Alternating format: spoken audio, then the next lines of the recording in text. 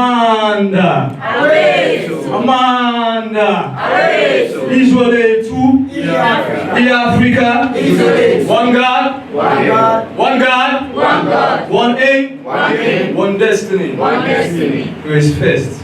Simply because we decided as Pan-Africanists living in Sierra Leone that the United Nations in 2007, which is many years ago, decided to have this day declared as a day for us to remember the victims of slavery and the transatlantic slave trade.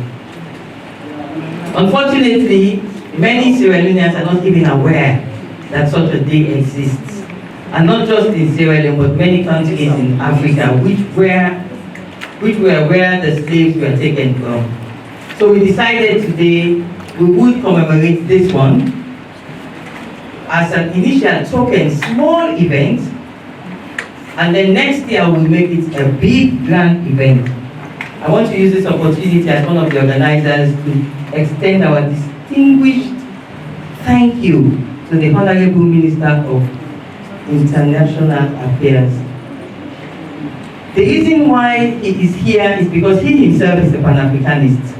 But in addition to that, it shows the seriousness that the government of Sierra Leone gives to this day.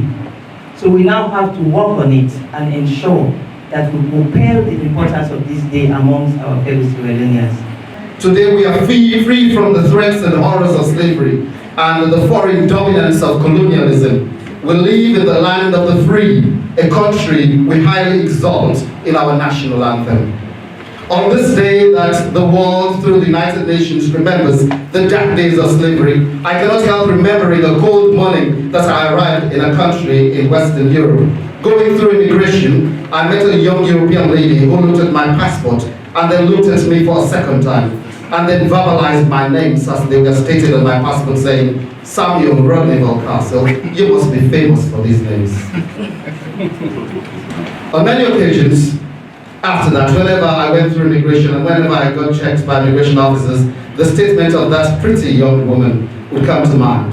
I've often pondered on her statement. Not that she may have meant those words in the exact way she said them. She may have been questioning how could a Sierra Leonean from Sierra Leone with skin pigmentation like yours carry such European-sounding names.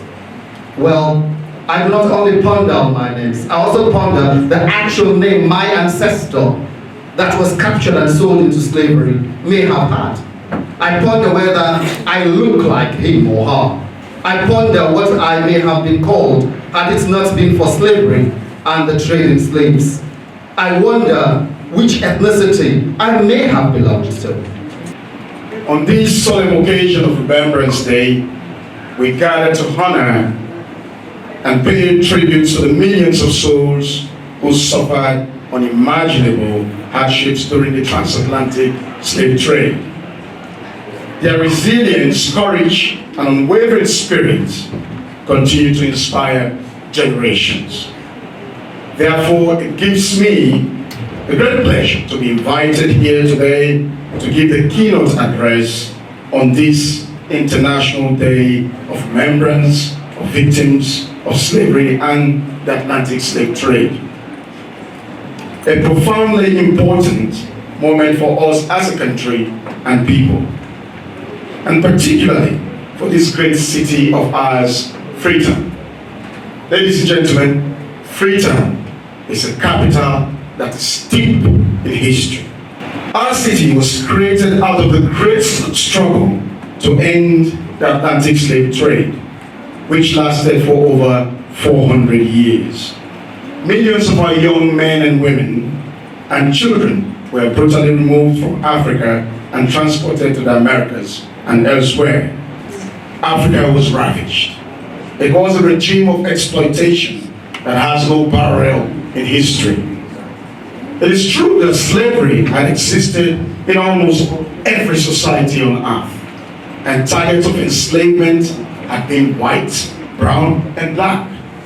But in its intensity and legacy of racism, inequality, and continued subjugation, the enslavement of Africans was uniquely cruel and barbarous.